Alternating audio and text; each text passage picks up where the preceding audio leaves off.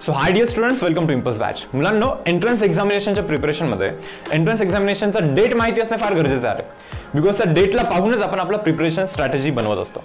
But unfortunately MST-CET 2021चा आणखीन date release केलेला नाहीये. सो आपल्याला एक्झॅक्टली माहिती नाही की एक्झाम कधी होणार आहे. सो मग आता आपला स्ट्रॅटेजी कसा असला पाहिजे किंवा आपलं काय थिंकिंग असलं पाहिजे किंवा कोणत्या डेटला आता आपण सध्या कन्सिडर केलं पाहिजे आणि आपले थोडेसे प्लॅनिंग्स वगैरे बनवले पाहिजे, स्ट्रॅटेजीज वगैरे बनवल्या पाहिजे. सो त्याच्याबद्दल आपण बोलतोय. आपण basically expected date of MST-CET 2021 याच्याबद्दल बोलतो. तर पहा, काही 4-5 वर्षाचं असं अनालिसिस आहे पहा की नीटचा एक्झाम जो असतो ना रे, त्याच्या 4-5 दिवसाच्या पिरियडमध्येच MST-CETचा एक्झामिनेशन असतो. जसं की मी तुम्हाला दाखवतोय पहा, 2017 मध्ये पाहू शकता 7 मेला नीटचा एक्झामिनेशन होता आणि आपला जो एक्झाम होता MST-CETचा तो होता 11 मेला. देन 2018 पाहाल 6 मेला नीटचा एक्झामिनेशन होता आणि सीईटीचा जो एक्झामिनेशन होता तो होता 10 मेला. यावेळी काही शिफ्टमध्ये वगैरे एक्झाम्स कंडक्ट नव्हत्या केल्या जात, ते ऑफलाईन मोडमध्ये कंडक्ट केल्या जायच्या. सो एकाच दिवसात सर्व काही संपून जायचं. ओके, 2019ला नीटचा एक्झामिनेशन 5 मेला होता, बट MST-CET ऑनलाईन मोडमध्ये कंडक्ट झालेली. मग तिथे शिफ्ट्स वगैरे गोष्टी होत्या. सो 2 मे ते 13 मे मध्ये आपली MST-CET एक्झामिनेशन कंडक्ट झालेली. सो तुम्ही डायरेक्टली कोरिलेट करू शकता. अरे नीटच्या एक्झामच्या जस्ट आसपास असतं, 3-4 दिवस पुढे किंवा 3-4 दिवस मागे तुम्ही असं एक्सपेक्ट करू शकता. इव्हन 2020 मध्ये 13 सप्टेंबरला आपला नीटचा एक्झामिनेशन झालेला आहे. ओके, आणि MST-CETचा जो एक्झामिनेशन आहे तो ऑक्टोबरच्या 1st आणि 2nd वीकमध्ये झालेला आहे. इथे थोडंसं डिफरन्स जास्त आहे. ओके, बिकॉज लास्ट इयर तुम्हाला माहिती असेल कोविड वगैरेमुळे लाईक थोडंसं प्लॅनिंग्स पण थोड्याशा बदलल्या गव्हर्नमेंटच्या. तर पहा मुलांना, यावर्षीचा जो नीटचा एक्झामिनेशन आहे ना रे, तर तो 1 ऑगस्टला कंडक्ट होतोय आणि या एक्झामच्या जस्ट आसपास तुम्ही इथे MST-CETचा डेट एक्सपेक्ट करू शकता. अरे पर एक्झाम नंतर पण होऊ शकते, आधी पण होऊ शकते. नंतर झालं तर डेफिनेटली चांगलं, तुम्हाला आणखीन एक्स्ट्रा डेज मिळतील प्रिपरेशनसाठी. पण ज्यावेळेस आपल्याला प्रिपरेशन स्ट्रॅटेजी बनवायची असते ना रे, तर त्यावेळी तुम्ही इथे आधीचा डेट कन्सिडर केला पाहिजे. म्हणजे सेफ साईड चाललं पाहिजे, त्या डेटला कन्सिडर करून तुमचं प्रिपरेशन स्ट्रॅटेजी बनवलं पाहिजे. सो मी त्याचा विचार करतोय पहा मुलांनो, 20 जुलैला आपला एक्झाम होईल. जस्ट मी हे रेफरन्स डेट कन्सिडर करतोय की या डेटला कन्सिडर करून आपल्या इथे प्रिपरेशन स्ट्रॅटेजी आपण इथे बनवूया. हे पहा, हे प्रिपरेशन स्ट्रॅटेजी बनवणे फार गरजेचं आहे. म्हणजे काहीतरी एका रॅन्डम डायरेक्शनमध्ये प्रिपरेशन करणं हे खूप चुकीचं आहे. म्हणजे आज उठून लाईक बघता की काय करायचं, तुम्हाला माहितीच नाही की आज काय करायचं. एखादा टॉपिक घेतला काय आणि तो जर का डिफिकल्ट वाटायला लागला तो बंद करून मग परत दुसरा घेतला काय. खूप सारे चेंजेस होत असतात तुमच्या प्रिपरेशनमध्ये, बरोबर ना. आणि एंडला जाऊन असं समजतं ओके की यार आपण काहीच नाही केलं, आणखी नाही का आपलं प्रिपरेशनच झालेलं नाही आहे पूर्ण, असं व्हायला लागतं. अरे इम्पॉर्टंट क्वेश्चन करत बसता तुम्ही. हे बोर्डसाठी ठीक आहे, बट एंट्रन्स एक्झामिनेशनमध्ये असं काही नाहीच ना इम्पॉर्टंट वगैरे, बरोबर ना. तर एक स्ट्रॉंग प्लॅन पाहिजे तुमच्याकडे, एक ब्लू प्रिंट पाहिजे. ओके, एक रूट पाहिजे प्रॉपर. तुम्हाला हे माहिती असलं पाहिजे की आज काय करायचं आहे, उद्या काय करायचं आहे, 10 दिवसानंतर ओके आपल्याला एक्झॅक्टली त्या दिवशी कोणते कोणते टॉपिक्स कव्हर करायचे आहेत, बरोबर ना. असा एक प्लॅन पाहिजे अरे आपल्याला. यस स्टुडंट्स, आणि असं प्लॅन जर का तुमच्याकडे असेल आणि त्या प्लॅनला जर का तुम्ही फॉलो करत असाल व्यवस्थित, तर एंडमध्ये जाऊन अशी एक स्टेज येते पहा की यार हा माझा पूर्ण सिलेबस कव्हर झालेला आहे, व्यवस्थित रिव्हिजन झालेला आहे, मॉक टेस्ट वगैरे मी भरपूर साऱ्या दिलेल्या आहेत. आता मी MST-CETचा एक्झाम अपियर करू शकतो, कॉन्फिडंटली अपियर करू शकतो. अदरवाईज तो कॉन्फिडन्सच तुमच्यामध्ये जनरेट नाही होणार जर का तुम्ही वेग किंवा रॅन्डम डायरेक्शनमध्ये अभ्यास करत असाल तर. करेक्ट आहे. सो हे प्लॅनिंग थोडंसं गरजेचं आहे. सो हे प्लॅनिंग डेटला कन्सिडर करूनच बनवायला लागतं. सो म्हणून आपण ही गोष्ट थोडीशी इथे डिस्कस करतो की या डेटला ॲज अ रेफरन्स कन्सिडर करून आपण थोडंसं इथे प्लॅनिंग बनवलं पाहिजे. सो आता थोडंसं प्लॅनिंगबद्दल बोलूया आपण इथे. तर कसं आहे माहिती का रे, थोडंसं आपण विचार करूया की यार एक्झाममध्ये खूप चांगला स्कोर करण्यासाठी काय लागत असतं. पहिली गोष्ट लागते कव्हरेज. पूर्ण सिलेबस कव्हर केला पाहिजे. असं नाही की काही गोष्टी लाईक सोडून देताय तुम्ही, येत नाही म्हणून सोडून देताय, ट्राय केलं पाहिजे, बरोबर. पहिला गोष्ट, आता मी हे कशासाठी सांगतो, 99+ वाल्यांसाठी सांगतो, बरोबर मुलांना, बरोबर. जर का तुमचा अभ्यास खूपच वाईट असेल, खूपच थोडंसं कमी असेल अभ्यास, ओके डेफिनेटली मग तुम्हाला इथे सिलेक्टिव्ह पण बनायला लागेल. काही टॉपिक्स जास्त वेटेजचे कधी करायला लागतील आधी, नाही का. बट हा जो डिस्कशन आहे मी इथे अशा मुलांसाठी सांगतोय की ज्यांचा अभ्यास ठीकठाक आहे आणि 99+ स्कोर करण्याची त्यांची इच्छा आहे, बरोबर. मग मी त्यांच्यासाठी खास करून सांगतोय पहा की पहिला तर गोष्ट आहे की कव्हरेज पाहिजे. लाईक सर्वच्या सर्व सिलेबस तुम्ही कव्हर केला पाहिजे, कॉन्सेप्च्युअली कव्हर केला पाहिजे. फक्त वरून नाही चालत. ओके, डिटेलमध्ये डेप्थमध्ये गेलं पाहिजे सिलेबस कव्हर करते वेळी. मग जो काही कव्हर केलेले आर्टिकल्स आहेत त्याच्यावरती प्रॅक्टिस केली पाहिजे. MCQचे खूप सारे क्वेश्चन्स केले पाहिजे. हर एक टॉपिकला लाईक 50-50, 60-60, 70-70 MCQs तुम्ही डेफिनेटली केले पाहिजे ॲज पर टॉपिकचा लेंथ, नाही का. जसं की बायनॉमियल आहे, 30 MCQs खूप आहेत, बट इंटिग्रेशनला मे बी 100 MCQ पण कमी पडतील, बरोबर ना. सो ऑन एन ॲव्हरेज मी तुम्हाला इथे असं सांगतोय पहा की 70-80 MCQs तुम्ही नक्कीच केले पाहिजे टॉपिक वाईज. हा झाला प्रॅक्टिसचा विषय, बरोबर. त्याच्यानंतर 11चा पण सिलेबस आहे ना, 11चा सिलेबस पण तुम्हाला कव्हर करायचा, सर्व गोष्टी तुम्हाला इथे कव्हर करायच्या आहेत. याच्यानंतर येतो पहा टाइम मॅनेजमेंट. म्हणजे बऱ्याच वेळी तुम्हाला प्रॉब्लेम हा फेस करायला लागत असतो की त्या पर्टिक्युलर टाइममध्ये तुमचा पेपर्स नसतो होत, सर्व गोष्टी केल्यात तुम्ही, सिलेबस कव्हर केलाय, कॉन्सेप्ट क्लिअर आहेत, थोडी बहुत प्रॅक्टिस झालेली आहे, बट टाइम मॅनेजमेंट नाहीये. हे टाइम मॅनेजमेंटसाठी तुम्हाला खूप साऱ्या मॉक टेस्ट द्यायला लागतील. पहिला काही मॉक टेस्टला तुम्हाला असं समजून येईल यार की यार टाइममध्ये होत नाहीये. ओके, मग नंतर समजेल की हे असे चेंजेस केले पाहिजे, या पर्टिक्युलर क्वेश्चनला इतका जास्त टाइम नाही दिला पाहिजे.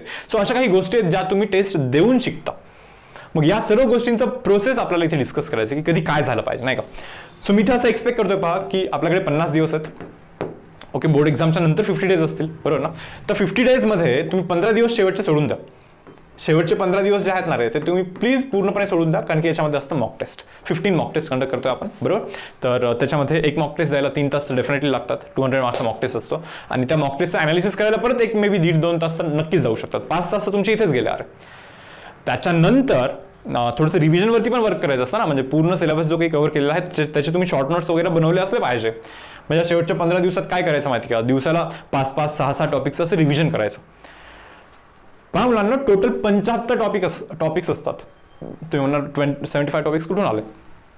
PCMचे 12चे टॉपिक्स जर का पाहाल 17-18 या रेंजमध्ये टॉपिक्स आहेत. 11चे टॉपिक्स जर का तुम्ही तिथे ऍड कराल तर 7-8 टॉपिक्स डेफिनेटली ऍड होतात. मॅथमॅटिक्सचे 10 टॉपिक्स आहेत.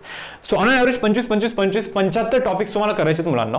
या शेवटच्या 15 दिवसात तुम्ही फक्त कंटिन्युअसली मॉक टेस्ट दिली पाहिजे. प्लस मॉक टेस्ट देण्यामध्ये 5 तास गेले, बरं 3 तास टेस्ट देणे आणि प्लस अनालिसिस वगैरे सर्व काही, नाही का. जे रॉंग आहे ते पाहणे, बरोबर. 5 तास तरी इथे डेफिनेटली जातात तुमचे. मग राहिलेले जे 5 तास आहेत, म्हणजे मी इथे एक्सपेक्ट करतो की तुम्ही 10 तास अभ्यास करताय, बरोबर.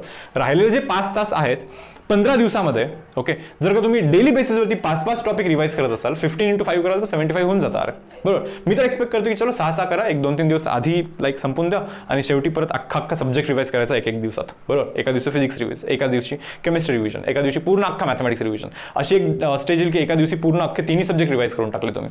तुमच्याकडे शॉर्ट नोट्स पाहिजे. रिक्वायरमेंट सांगतो मी, शॉर्ट नोट्स वगैरे तुमच्याकडे असले पाहिजे. तुम्ही स्वतः बनवलेले, बरेच स्टुडंट आम्हालाच मागतात की सर ते नोट्स द्या. अरे यार, तुम्हाला इतके मोठे लेक्चर्स दिलेले आहेत, तुम्हाला ऍक्च्युअली हाताने तुमच्या बनवायचे असतात नोटबुकमध्ये. ओके, वन शॉट रिव्हिजन किंवा ते नोट्स तर आम्ही तुम्हाला देऊच, बट ते तुम्हाला बनवायचेत. फक्त आमच्या PDF वरती डिपेंड नका करू, तुम्हाला नोटबुकमध्ये बनवायचेत ते. अशा गोष्टी पाहिजे असतात. अरे पहा, 4 to 5 टाइम्स रिव्हिजन झालं पाहिजे तुमचं. मग कुठे जाऊन तो स्पीड आणि तो कॉन्फिडन्स येत असतो आपल्याला 100% मारण्यासाठी, बरोबर. तर ठीक, मी हे शेवटच्या 15 दिवसाचं आत्ता इथे बोललं, तर 50 मधून जर का 15 दिवस जात असतील तर राहतात 35 दिवस. आता बघा, 35 दिवसामध्ये 75 टॉपिक्स आपल्याला व्यवस्थित प्रिपेअर करायचे आहेत, नाही का. अवघड टास्क आहे पहा, म्हणजे दिवस कमी आहेत आणि टॉपिक्स खूप जास्त आहेत, नाही का. मग अशा केसमध्ये कोणत्या गोष्टीची तुम्ही आत्ता काळजी घेतली पाहिजे माहिती का, तर 12वीचा जो काही सिलेबस आहे ना, तो 12वीचा सिलेबस तुम्ही खूप व्यवस्थित प्रिपेअर करून बसा. ओके, या 75 मध्ये मुलांना 50 12वीचे टॉपिक्स आहेत आणि 25 11वीचे टॉपिक्स आहेत. डेफिनेटली 11वीच्या सिलेबसला तुम्ही आणखी हात लावलेला नसेल असं मला वाटतं, बरोबर. तर हे 25 टॉपिक्स जे आहेत ना, हे तुम्हाला इथे 35 दिवसांमध्ये करायचे आहेत, बरोबर. डेली बेसिसवरती एक टॉपिक कराल, 25 दिवसात संपतं सेफ साईड, बरोबर ना. ठीक आहे. मग या 50 टॉपिकचं काय, हे पहा, हे 50 टॉपिक मी तुम्हाला असं रिक्वेस्ट करतोय, बोर्ड एक्झाम संपण्याआधी, नाही का, किंवा बोर्ड एक्झाम जशी संपली ना तसं तुमचे हे 50 टॉपिक एकदम परफेक्ट असले पाहिजे. म्हणजे असं काही आर्टिकल नसला पाहिजे की यार तो तुम्हाला येतच नाहीये, म्हणजे नवीन काही शिकण्याची गरज नसली पाहिजे या 50 टॉपिकमध्ये. मग या 35 दिवसांमध्ये काय करायचं मी तुम्हाला सांगतोय पहा. हे जे 50 टॉपिक्स आहेत ना, ओके, डेली बेसिसवरती 1 किंवा 2 टॉपिक घ्यायचे, ओके, आणि त्याचे MCQ सॉल्व्ह करायचे. पर टॉपिक मी बोललो ना 70 ते 80 MCQ सॉल्व्ह करायचे. येस और नो, बरोबर. पर टॉपिक 70 ते 80 MCQ जर का तुम्ही सॉल्व्ह करत बसाल या 50 टॉपिक्सचे 35 दिवसांमध्ये, बरोबर. 80 MCQ सॉल्व्ह करण्यासाठी मुलांना ऑलमोस्ट 2 ते 2.25 तास नक्कीच जात असतात. थोडंसं आणखी स्पीड कमी असेल तर 2.5 तास तर कसे पण जातात. आपण असं इथे कन्सिडर करूया. ज्यांचा स्पीड खूप चांगला आहे त्यांचं खूप लवकर पण होऊ शकतं, बरं. ओके, सो मी असं कन्सिडर करतो की यार एक 2 ते 3 तास तुमचे इथे जाऊ शकतात नक्कीच, बरोबर. एका टॉपिकचे इतके करण्यासाठी, बरोबर. पण इथे तर एक टॉपिक नाही, इथे 1.5 टॉपिक करायला लागेल मे बी, बरोबर ना. 35 दिवसात 50 संपवायच्या म्हणजे थोडंसं जास्त करायला लागेल. सो मे बी मी इथे असं एक्सपेक्ट करतोय पहा की तुम्ही कदाचित 4-1 तास, ओके, या टॉपिकवरती इन्व्हेस्ट केलं आणि राहिलेले जे 4-1 तास आहेत, समजा 4-1 तास जे आहेत, ओके, तर ते मग त्याच्यासाठी 11thचे टॉपिक्स तुम्ही घ्यायला लागले प्रिपेअर करण्यासाठी. कारण की असे काही टॉपिक्स डेफिनेटली आहेत की ज्यांना तुम्ही आणखी हात पण लावलेला नाही 11चा. सो नक्कीच तो एक टॉपिक प्रिपेअर करायचा असेल, 4 पण मे बी कमी पडू शकता टाइम, त्याच्यापेक्षा पण आणखी थोडंसं जास्त टाइम पाहिजे असेल आपल्याला. सो थोडंसं कट टू कट होत असतं, बरं मुलांना सर्व हे तुम्ही समजून घ्या. पहा, मी तुम्हाला सांगतो इथे सिनेरिओ, ओके, मे बी 5 तास लागतील, बरोबर. हे 9 तास इथेच झाले. या ड्युरेशनमध्ये, या 35 दिवसांमध्ये तुमच्या ग्रुप वाईज टेस्ट पण असतात. ग्रुप वाईज टेस्ट बोलण्यापेक्षा टॉपिक वाईज किंवा काही टॉपिक क्लब करून 2-2, 3-3 टॉपिकवरती पण टेस्ट घेतली जाते. डेली बेसिसवरती टेस्ट असतात. मग त्या टेस्ट जरी द्यायच्या बोलले तर परत आणखी 1-1.5-2 तास तिथे जातात. म्हणजे तुम्ही पहा यार, खूप जास्त रिक्वायरमेंट आहे. प्लस 2 तास जर का टेस्टमध्ये गेले, डेली बेसिसवरती बोलतो बरं मी, हे मॉक टेस्ट नाही आहेत, हे टॉपिक्स क्लब करून टेस्ट आहेत, ते पण डेली बेसिसवरती 35 दिवसाला 35 टेस्ट डेफिनेटली तुमच्या होतील. मग तुम्ही हा काउंट पहा, थोडासा जास्त जातो, 10-11 तास इतकं तरी रेग्युलरिटी मेंटेन करायला लागतं. हे तेव्हाच होऊ शकतं जेव्हा तुमचा ना लाईक हा जो आहे ना, हा 35 डेजमध्ये जे तुम्ही करता ना हे 50 टॉपिक्स, बरोबर, हे जर का तुमचे कव्हर होत असतील व्यवस्थित, कारण की मेजर वेटेज तर यालाच आहे ना, बरोबर, तर हे सर्व काही पॉसिबल आहे. 11चा पण सिलेबस कव्हर करणं, टेस्ट पण देणे, स्पीड पण वाढणं, हे सर्व पॉसिबल आहे. किंवा जर का तुमचे हे 50 टॉपिक व्यवस्थित इथे होत असतील तर. मग म्हणून मी तुम्हाला असं सांगतोय, बोर्ड एक्झाम संपेपर्यंत तुम्ही इतकी काळजी घ्या फक्त की हे जे टॉपिक्स आहेत ना 12वीचे सध्याचे नाही का, ते तुम्हाला सर्व काही येतात. हे नंतर नका सोडू. अरे तुम्ही विचार करा नंतर टाइम नंतर करू, नाही, नंतर 11th पण आहे ना रे, बरोबर. सो 12वी एक्झाम होईपर्यंत तुमचं हे एकदम परफेक्ट झालं पाहिजे, इतकं फक्त काळजी घ्या. त्याच्यानंतर फक्त आणि फक्त MCQ सॉल्व्ह करायचे त्या टॉपिकचे, थेरी वगैरे काही जास्त वाचायचे नाही. 10-15-20 मिनिटात लाईक कव्हर करून घ्यायचं, लगेच MCQ सॉल्व्ह करायचे. हे आपलं तिथे एम असलं पाहिजे. आणि मग फोकस केला पाहिजे या 25-11वीच्या टॉपिकवरती याप्रमाणे. आणि त्याच्यानंतर हे सर्व सांगितलंच मी तुम्हाला, मॉक टेस्ट वगैरे. ओके, सो गोष्टी कट टू कट होणार आहेत मुलांना, हे तुम्ही प्लीज समजून घ्या. ओके, आता जे रिपीट करतात त्यांना बोर्डचं एक्झामचं टेन्शन तर बिलकुल पण नाही आहे, बरोबर. सो मी जस्ट हा एक टाइम टेबल तुम्हाला ग्रुपवरती पाठवला होता, इम्पल्स बॅचच्या ग्रुपवरती, बरोबर ना. तर 22 मार्चपासून 11वीचा सिलेबस मी तुम्हाला इथे कव्हर करून देतो. मी 2-2 लेक्चर देईन. पहा आता हे स्पेशली खास करून रिपीटर्ससाठी, प्लस अशी काही मुलं असतात की ज्यांचा 12वीचा पण अभ्यास खूप चांगला झालेला आहे, त्यांना बोर्डचं इतकं असं खूप काही टेन्शन नाही आहे, ते पण हे कव्हर करू शकतात. अरे बरोबर, आता हे डिसाईड तुम्ही करा अरे की कोणाला करायचं आहे, कोणाला नाही करायचं. पण हा कंटेंट तर मी आता या डेट वाईज मी इथे रिलीज करणार आहे. ओके, तर कसे पहा 2-2 लेक्चर तुम्हाला मिळतील. एक थेअरी लेक्चर असेल, थेअरी लेक्चरमध्ये याच्यामध्ये पण न्यूमेरिकल MCQ येतातच, बरं. ओके, बट कॉन्सेप्ट वगैरे एक्सप्लेनेशन पण येतं. आणि ऑन एन ॲव्हरेज 2-2 तासाचे हे लेक्चर असतील. ओके, बिलकुल पण कम्प्रोमाइज नाही केलं जाणार कंटेंटवरती किंवा क्वालिटीवरती. ओके, टाइम जरी जास्त लेक्चर्स होत असेल काही लोड नाही. तुम्ही पाहिलं असेल ऑलरेडी 1.5 सव्वा तास, 2 तास असे लेक्चर तुम्हाला ऑलरेडी आम्ही दिलेले आहेत, बरोबर. आणि हे तर असे लेक्चर्स आहेत की यार एका लेक्चरमध्ये लाईक तो टॉपिक जर का संपवायचा असेल डेफिनेटली थोडंसं स्ट्रेच करायला लागेल. असंही होऊ शकतं की 2.5 तासाचा पण लेक्चर तो बनवू शकतो, पॉसिबल आहे. सो हे जे सर्व लेक्चर्स आहेत ना रे, probability, permutation, combination, straight line, circle, trigonometry, या डेट वाईज हे असं चालणार आहे सर्व. प्रत्येकांचे थेअरी लेक्चर येतील आणि त्याच दिवशी प्रत्येकांचे असाइनमेंट्स पण येतील आणि असाइनमेंटचे व्हिडिओ सोल्युशन पण येतील. सो तुम्हाला हे या डेट वाईज हे प्रिपरेशन करायचं आहे. ओके, तर परत सांगतोय पहा मी की इथे मी क्लॅश का करतोय, टाइमिंग क्लॅश का करतोय म्हणजे इम्पल्स बॅचमध्ये तरी सध्या 4 मे पर्यंत तरी 12वीचा आहे सिलेबस, बरोबर ना. 4 मे पर्यंत 12वी आहे. मग तुम्हाला असं वाटत असेल की यार 4 मेच्या नंतर काय इंट्रोड्यूस नाही करत आहे. पाहा म्हणून जे असे काही मुलं आहेत जे 12वीत आहेत, बोर्ड एक्झाम देणार आहेत, बट ते तरी 11वीचा अभ्यास आधीच करून बसणार आहेत, असे पण असतात बरं काही, बरोबर. मग त्यांना मी 4 एप्रिल नंतर नाही सांगू शकत की हे करा, कारण की त्यावेळी तर खूपच जवळ आली असणार आहे बोर्डची एक्झाम, बरोबर ना. मग ज्यांचा अभ्यास चांगला आहे बोर्डचा, ज्यांना कॉन्फिडन्स आहे त्यांच्या प्रिपरेशनवरती, त्यांनी इथे हे केलं तरी चालेल या डेटला. कारण की असे शेवटचे जे टॉपिक्स आहेत आपले लास्टच्या 2 वीकचे, एक लॉजिक आहे, मॅट्रायसिस आहे, ते तर सोपंच आहे, बरोबर. आणि रिपीटर्सनी खास करून ओके हा जो काही कंटेंट आहे तुम्हाला याच डेटला करायचं आहे असं नाहीये. कारण की जस्ट मी इथे इम्पल्स बॅचचा जो शेड्यूल तुम्हाला दाखवतोय 4 एप्रिल पर्यंत आपलं असं चालणार आहे सर्व, नाही का. 4 एप्रिल पर्यंत सर्व 12वीचा सिलेबस आपला इथे संपणार आहे, बरोबर. आता रिपीटरला बोर्डचं तर टेन्शन नाहीये काही, म्हणजे त्यांनी हे हा जो काही कंटेंट आहे ना, हा कंटेंट तुम्ही एप्रिल मंथमध्ये पण करू शकता, एप्रिल मंथमध्ये पण करू शकता. सो असं काही गरजेचं नाही की तुम्हाला याच डेटला करायचं आहे. या डेटला कोण करायचं आहे, जे आत्ता 12वीत आहेत, बोर्डची एक्झाम देणार आहेत, ओके, आणि ज्यांचं प्रिपरेशन चांगलं आहे, त्यांना वाटतं की 11 केलं पाहिजे, त्यांनी या डेटला करायचं आहे. आणि रिपीटरवाल्यांनी 4 एप्रिलपर्यंत इझिली जो टाइम टेबल सांगितलं तो टाइम टेबल फक्त फॉलो करा. आणि त्याच्यानंतर एप्रिल मंथमध्ये तुम्ही हा कंटेंट असं पण ॲप्लिकेशनवरती राहणार आहे, हा कंटेंट तुम्ही तिथे रेफर करू शकता 4 एप्रिल नंतर. येस स्टुडंट्स, बट रिलीज तर मला हे आत्ता करायला लागणार आहे. पहा, तर आपण बोलूया यार की आणखीन काही गोष्टींबद्दल बोलूया, जसं की कमी मार्क्स असतील जेईमध्ये किंवा बॅकलॉग कसा कव्हर करायचा, काही स्ट्रॅटेजी, फर्दर प्लॅनिंग. तर आता मी बोललो तुम्हाला, एक बेसिक आयडिया मी तुम्हाला दिली की इथून पुढचं प्लॅनिंग कसं असेल, बट त्याचं लाईक पूर्णपणे टाइम टेबल वगैरे ओके हळूहळू रिलीज केलं जाईल. येस स्टुडंट्स, तर या गोष्टींबद्दल थोडंसं बोलूया यार आपण इथे. तर पहिली तर गोष्ट, कमी मार्क्स असतील जेईमध्ये तर मग तुम्ही काय केलं पाहिजे. अरे पहिले तुम्ही हा विचार करा की कमी मार्क्स कशामुळे पडलेले आहेत, तुम्हाला तुमच्या चुकीमुळे पडलेले असतात बेसिकली, बरोबर ना. ज्यावेळेस तुम्ही लाईक 10th मध्ये 95, 96, 97 असे पर्सेंटेज मारून 11th मध्ये एंटर करताय, जेई प्रिपरेशन सुरू केलं तुम्ही करायला. हे पहा, जेई प्रिपरेशनला बिलकुल पण विरोध नाही आहे, बरं, ओके. पण जेई प्रिपरेशनच्या नादात किंवा जेई प्रिपरेशनच्या नावाखाली जो तुम्ही टाइमपास किंवा जो काही तुम्ही चुकीच्या गोष्टी केल्या असतील त्या तुम्ही आधी इथे ॲक्सेप्ट करा. कमी मार्क पडण्याचं एकच रिझन असतं की तुमच्यामध्ये तुम्ही काही ना काही चुकी केलेली असते. 10th मध्ये 96% मार्क पाडणे ठीक आहे यार, चांगली गोष्ट आहे, ओके, म्हणजे तुमच्यामध्ये ती ॲबिलिटी आहे की यार तुम्ही एंट्रन्स क्रॅक करू शकता. पण थोडंसं विचार करा की तुम्ही इरेग्युलर असाल मे बी 11th बरोबर ना, जस्ट 11th स्टार्ट झालं, सो थोडंसं चिल मारत असाल. इतकं सेल्फ स्टडी तुम्ही नाही केलं, फक्त क्लासमध्ये जाऊन लाईक अटेंड करताय. ओके, बट तुम्हाला माहिती आहे 11th 12th डिपेंडन्सी खूप जास्त असते. डेली बेसिसवरती 4-4 5-5 6-6 तास अभ्यास करायला लागत असतो. तर मग कुठे जाऊन तुम्ही टिकून राहता एंडपर्यंत. पण समजा कोणत्या तरी 5-6 दिवसाच्या गॅपमध्ये पण तुम्ही अभ्यास जर का नाही केला, फक्त क्लास करून घरी बसताय, ओके, काही बाकी अभ्यास नसेल केलेला, सो असं होतं की नंतरचा जो लेक्चर आहे तो खूप हेवी जायला लागतो, नाही समजत. आणि एकदा का नाही समजायला लागलं तर मग लेक्चर पण करावं नाही वाटत. अशी स्टेज नक्कीच आली असेल ना तुमच्यावरती, बरोबर. ही तुमच्या चुकीमुळे आलेली असते, हे तुम्ही प्लीज ऍक्सेप्ट करा. ओके, दोष फक्त कोणत्या दुसऱ्यांवरती नका टाकू. ओके, जे काही आहे हे तुमच्या स्वतःच्या चुकीमुळे असणार आहे, बरोबर. मग आता काय करायचं, तुम्ही असं बोलाल की आता काय करायचं आहे. हे पार जिथेपर्यंत मी तरी पाहिलेलं आहे की या गोष्टी 1 किंवा 2 महिन्यात रिकवर करणं हे फार डिफिकल्ट आहे. तुम्हाला वाटेल की मार्चचा अटेम्प्ट आहे, त्याच्या पुढचा अटेम्प्ट आहे, तेव्हा बघू. भाऊ 2 वर्ष झाले, जी गोष्ट 2 वर्षात नाही झाली ती 1-1.5 महिन्यात होणे यार खूप अवघड आहे, खूप अवघड आहे. जर का तुम्हाला खरंच इच्छा असेल नाही यार जेईमध्ये चांगला स्कोर आला पाहिजे, मी तर बोलतो रिपीट करा, आताच डिसिजन घ्या, रिपीट करा, परत 0 स्टार्ट करा, बरोबर. पण असं नका करू यार की मार्चचा अटेम्प्ट आहे, 2 महिन्यात मी काय वरून सर्व वन शॉट रिव्हिजन बघतो, हे बघतो, ते बघतो, इम्पॉर्टंट गोष्टी बघतो. अरे नसतं होत असं. तुम्हाला माहिती आहे एंट्रन्स एक्झामिनेशनमध्ये असं बिलकुल नसतं होत. फुल डेप्थमध्ये जायला लागत असतं, कंप्लीट कव्हरेज पाहिजे असतं. असं वरून केल्याने काहीच नसतं होत, फक्त आणि फक्त तुमचा टाइम वेस्ट होणार आहे तो. हे तुम्ही प्लीज समजून घ्या. मग तुम्ही 2 महिन्यामध्ये तुम्ही एक्सपेक्ट करत असाल की 80% मे बी 99% होतील. ओके, खूप अवघड आहे.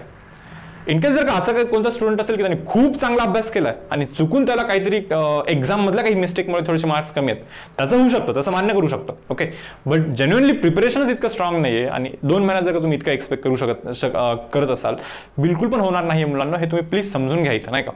सो तुमच्याकडे 2 ऑप्शन आहे. एक तर तुम्ही सीईटीमध्ये इझिली स्विच व्हा करेक्ट टाइममध्ये. ओके, हा टाइम आहे आत्ता ॲक्च्युली सीईटीवरती स्विच करण्याचा. ओके, तर दुसरा ऑप्शन आहे, जर का जेईच करायचं असेल तर मग रिपीट करा. करेक्ट, तुम्ही म्हणाल की सर्व काही एक्झाम देतो मग रिपीट करण्याचा विचार करतो, परत तेच तर गोष्ट आहे यार की मार्चचा अटेम्प्ट द्याल, त्याचा नंतरचा अटेम्प्ट द्याल, सीईटी पण द्याल, मग ते करत तुमचं म्हणजे ऑगस्ट महिना येऊन जातो, ऑगस्ट सप्टेंबर महिना, त्याच्यानंतर परत 4-5 महिन्यात परत पुढची जेई, 4-5 महिन्यात परत 2 वर्षाचा सिलेबस कसं कव्हर करणार, बरोबर ना. मी तेच तर सांगतो यार, प्रोसेसवरती वर्क करा. प्लॅनिंग तुमचं स्ट्रॉंग असलं पाहिजे. या डेटला केव्हापर्यंत सिलेबस कव्हर झाला पाहिजे, केव्हापर्यंत इतके प्रॅक्टिस झाले पाहिजे. करायचं असेल जेई आणि आता जर खूप कमी मार्क असतील, रिपीट करा इज्जतीत, बरोबर. काही फरक नाही पडत एखाद वर्ष गेला तर. तो एखाद वर्ष तो तुमच्याच चुकीमुळे जातो, दुसऱ्यांच्या चुकीमुळे नाही जाते मुलांना. हे तुम्ही प्लीज समजून घ्या. ओके, आणि ठीक आहे. आणि जर का दुसरा ऑप्शन तुम्ही पाहत असाल तर प्लीज सीईटीमध्ये स्विच करा. ओके, कारण की सीईटी आत्ता पण जर का कराल ना रे तुम्ही, थोडं बहुत आत्ता पण रिकवर होऊ शकतं बऱ्यापैकी. जो काही डॅमेज झालेला आहे तो डेफिनेटली रिकवर होऊ शकतो. पण जर का तुम्ही 1-2 महिन्यानंतर म्हणाल की सीईटीमध्ये स्विच करतो, अवघड आहे यार, खूप अवघड आहे ते. ओके, तर पहा मी तुम्हाला काय सांगतोय. आता ज्यांना सीईटीमध्ये स्विच करायचं असेल नाही का, किंवा आता थोडंसं बॅकलॉगबद्दल पण बोलूया की असे पण काही मुलं आहेत की त्यांचा खूप सारा बॅकलॉग आहे. ते म्हणतात की खूप सारे टॉपिक्स आणखीन पण राहिलेले आहेत, कसे कव्हर करायचे. पण मी तुम्हाला एक सिम्पल वे सांगतो. समजा 16 ते 17 टॉपिक्स आहेत.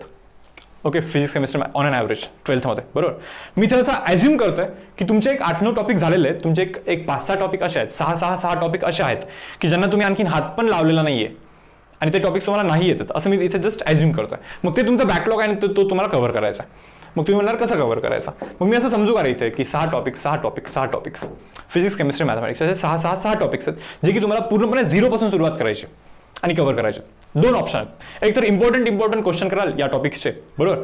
पण तुम्ही हा विचार करा, जो काही तुम्ही इम्पॉर्टंट क्वेश्चन करत बसाल, ओके, न समजता काहीतरी रट्टा मारताय, काही अर्थ नाहीये. असा अभ्यास करा आत्ता की त्याचा एंट्रन्स एक्झामिनेशनला पण पुढे जाऊन फायदा होईल, बरोबर ना. म्हणजे आता अशा गोष्टींमध्ये टाइम इन्व्हेस्ट करा की पुढे जाऊन एंट्रन्समध्ये पण फायदा होईल. एमएससी सीईटीमध्ये ज्यांचं फक्त बोर्डचा एम आहे ना, फक्त आणि फक्त बोर्ड एक्झामचं प्रिपरेशन, ओके, तर त्यांना थोडंसं हे ऑड वाटेल एंट्रन्सबद्दल बोलतोय म्हणून. ओके, तर त्यांनी थोडंसं इम्पॉर्टंट क्वेश्चन वगैरे जर खूपच स्टडीमध्ये थोडंसं कमी असेल किंवा खूपच प्रॉब्लेम असेल तर तुम्ही करू शकता रे इम्पॉर्टंट क्वेश्चन किंवा थोडेसे पाठ करणे गोष्टी. ओके, या गोष्टी तुम्ही करू शकता. बट ज्यांचा अभ्यास थोडासा चांगला आहे तर मी त्यांना असं सजेस्ट करतो यार की 18 टॉपिक पण होऊ शकतात अरे राहिलेल्या दिवसांमध्ये, कसे मी सांगतो तुम्हाला. ओके, पण मला असं वाटतं की असा टाइम इन्व्हेस्ट करा की त्याचा आत्ताच्या टाइमचा एंट्रन्स एक्झामिनेशनमध्ये पण तुम्हाला फायदा होईल. ओके, तर काय करू शकतो पहा आपण इथे. तुम्ही जर का व्हिडिओचा काउंट पाहाल ना रे, थोडंसं नीट पहा. काय व्हिडिओचा जर का तुम्ही काउंट पाहाल ना तर तो किती आहे यार, ऑन ॲव्हरेज 70-60 इतके व्हिडिओज आहेत. आणखीन पण काही टॉपिक्स बाकी आहेत, समजा आणखीन एक 20 व्हिडिओज येतील समजू आपण, ओके, म्हणजे 80-90 इतके व्हिडिओज आहेत असं मी इथे कन्सिडर करतो, बरोबर, मग तो पूर्ण सिलेबसचा. जर का 80 व्हिडिओज येत आहेत, ओके, 16 टॉपिकसाठी, म्हणजे हर एक टॉपिकचे अराउंड 5 व्हिडिओ येतात ना, 5-6 व्हिडिओ येतात ना, बरोबर ना, म्हणजे 6 टॉपिक जर का तुम्हाला कव्हर करायचे असतील तर 5 व्हिडिओ कव्हर करायचे आहेत, 5 व्हिडिओ कव्हर करायचे आहेत, 5 व्हिडिओ कव्हर करायचे. आणि व्हिडिओ पण तुम्हाला माहिती आहे आपले जे लेक्चर्स आहेत, ओके, ते अराउंड 1 तास, सव्वा तास या रेंजचे व्हिडिओज आहेत, नाही का, म्हणजे 5 व्हिडिओ म्हणजे ऑलमोस्ट तुमचं टीचिंग जातं 6 to 7 hours, 6 hours कन्सिडर करतो, 6 hours कन्सिडर करतोय मी इथे, 6 hours, 6 तासाचं लाईक तुम्हाला तिथे पाहायचं, नाही का, बरोबर. जितकं वेळ पाहताय तितकंच लाईक तुम्ही प्रिपेअर पण करताय, म्हणजे मी असं कन्सिडर करतो की यार प्लस 6 तास तुम्ही अभ्यास पण म्हणजे ते नोट्स काढणे, रायटिंग करणे, प्रिपेअर करणे, याच्यामध्ये पण इन्व्हेस्ट करताय, म्हणजे 12 तास, बरोबर ना. म्हणजे मुलांना तुम्हाला हर एक टॉपिकला 11-12 तास द्यायचे आहेत. आणि मी काय म्हणतो, जर का तुम्ही दिवसाला 11-12 तास अभ्यास करत असाल, बरोबर ना, तर 6 दिवसात 6 टॉपिक, 6 दिवसात 6 टॉपिक, 6 दिवसात 6 टॉपिक, 18 दिवसात हे 18 टॉपिक तुमचे होऊन जातील, बरोबर ना. म्हणजे अशा वेळी होतील की यार कम्प्लीट कव्हरेज होईल तो सिलेबसचा, म्हणजे अशी कोणती गोष्ट मिस केली असं नाही होणार, किंवा कोणती गोष्ट सोडून दिली असं नाही होणार. 18 दिवसात जर का 18 टॉपिक तुम्ही करू शकत असाल आत्ता पण, या स्टेजमधून पण, बरोबर. पण आज डेट काय यार, आज डेट आय गेस 15 मार्च आहे समथिंग, नाही का, म्हणजे तुमचं अराउंड 4-5 एप्रिलपर्यंत होऊन जातं रे सर्व काही, समजतं का तुम्हाला. 10 एप्रिल पकडा, चला, काही फार अवघड नाही आहे, इम्पॉसिबल तर बिलकुल नाही आहे, कारण की ही गोष्ट क्लिअर आहे. एका वीकमध्ये एक टॉपिक तुम्हाला आम्ही इथे रेकॉर्ड करून दिलेले आहेत ना, म्हणजे 5 लेक्चर तुमच्याकडे आहेत ना, हवं तर तुम्ही डीपीपी किंवा MCQ थोडंसं नका करू, हवं तर, नाही का, बरोबर. पण जर का एका वीकमध्ये म्हणजे 5 दिवसात एक टॉपिक तुमचा कव्हर होतोय, बरोबर, याचा अर्थ 5 तासाचं रेकॉर्डिंग आहे, ते पाहण्यासाठी 10 तास जर का जात असतील तुमचे, ओके, सर्व लिहून वगैरे प्रिपेअर करून, 10 दिवस जर का तुम्ही 1 दिवस माराल तर तो टॉपिक कव्हर होतो यार, पूर्ण टॉपिक कव्हर होतो. असे 6 दिवसात 6 टॉपिक, 18 दिवसात 18 टॉपिक, म्हणजे काय पाहिजे आणखीन, नाही का. मग तुम्ही म्हणता ना बॅकलॉग कव्हर करायचं, यार बॅकलॉग थोडेसे एक्स्ट्रा एफर्ट टाकून कव्हर करायला लागतं. बॅकलॉग का राहिला याचा विचार करा, ओके, थोडेसे कमी एफर्ट टाकले म्हणून बॅकलॉग राहिला असेल ना, म्हणजे लाईक थोडेसे काही टॉपिक्स राहिले असतील ना, मग ते कव्हर करायसाठी सिम्पलचा रूल आहे यार. जे केल्यामुळे ही चुकी झालेली आहे, बरोबर, किंवा जी चुकी केल्यामुळे हे बॅकलॉग राहिलेलं आहे ते इम्प्रूव्ह करा फक्त, म्हणजे एक्स्ट्रा एफर्ट टाका म्हणतो मी तुम्हाला. 11-12 तास मारा, होऊन जातं काम.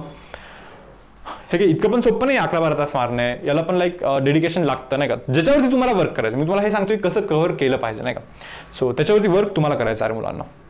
सो आय होप मी बऱ्यापैकी गोष्टींबद्दल बोललोय तुम्हाला इथे. तर ठीक आहे, हे सर्व काही होतं पहा आपल्या प्लॅनिंगबद्दल, की म्हणजे एक टेंटेटिव्ह बेसिक आयडिया मी तुम्हाला इथे दिली आहे की कसं गेलं पाहिजे तुम्ही, ओके. आता राहिला प्रश्न बोर्डचं प्रिपरेशन.